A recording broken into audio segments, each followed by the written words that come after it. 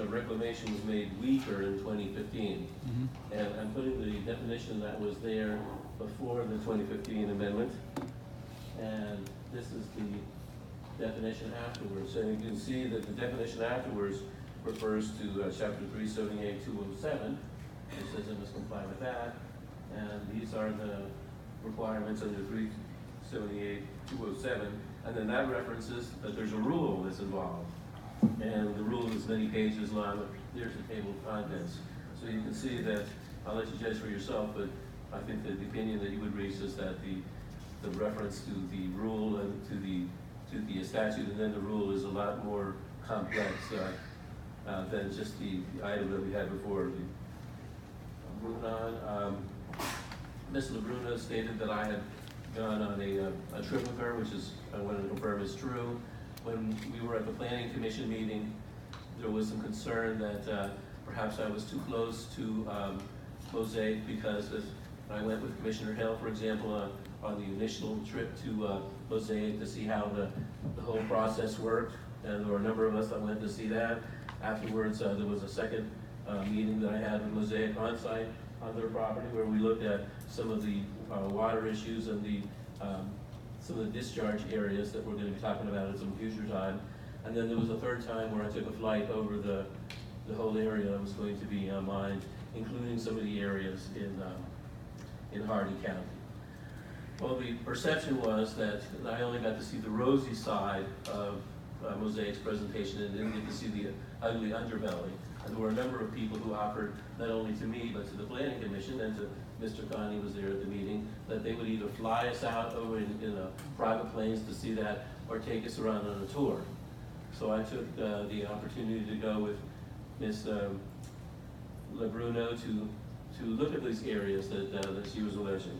And what she showed me was areas with fertilizer plants and gypsum stacks, none of which are being proposed in DeSoto County.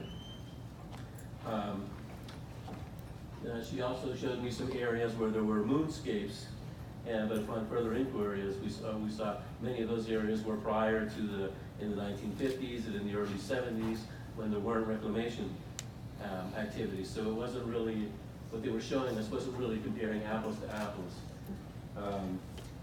And then the other point that I'd like to make is, as we know, reclamation and restoration is an evolving science. And activities that we didn't think were possible before are now occurring.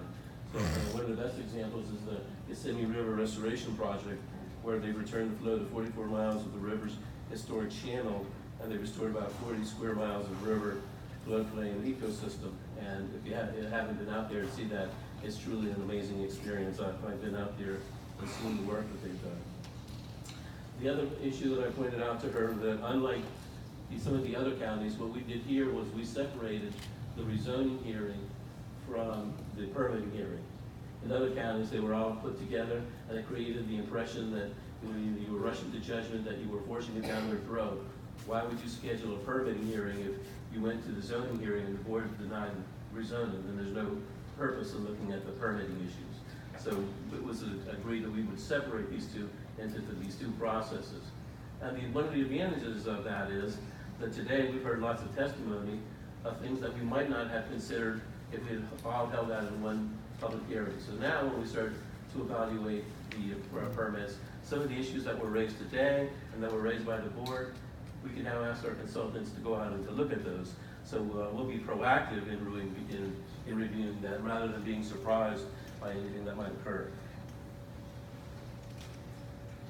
Then finally, you had heard some testimony from various peoples about people from economic impacts, and such as the number of jobs that were created or not being created, and the lost value of aggregated income, and other items, indirect and multiplier effects of value.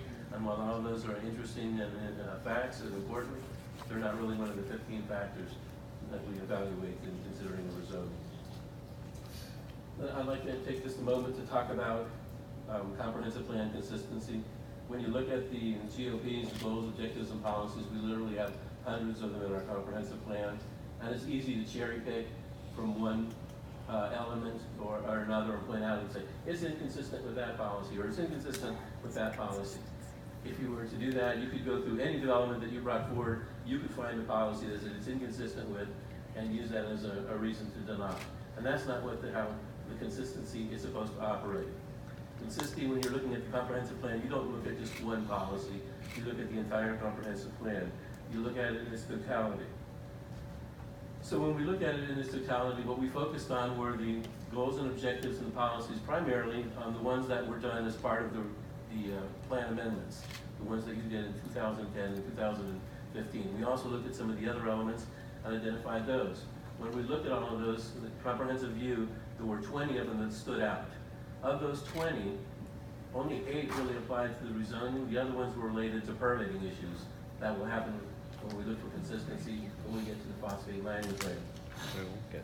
So most of the testimony that you've heard from other people, they've cherry-picked 1 or 2 different policies that they've identified, but they haven't indicated that they've done a review of the comprehensive plan and then made a determination of consistency. So I wanted to bring that point out.